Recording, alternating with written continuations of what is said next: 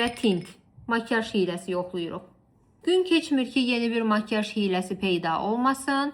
İndi də deyirlər ki, dodağını suyla isladıb, daha sonra tint vursan, daha yaxşı nəticə olacaq. Baxaq. Əvvəlcə dodağımı silirəm.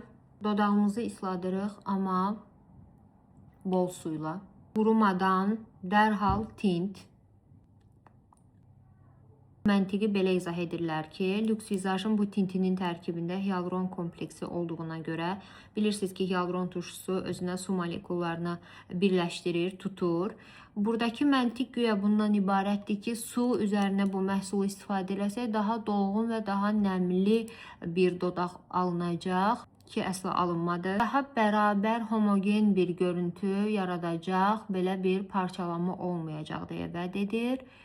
Bu da olmadı. Buradan da görürük ki, sadəcə Lux Visage-ın artıq bazarda ölmüş bu məhsulunu canlandırmaq üçün yaratdığı trendlərdən biridir.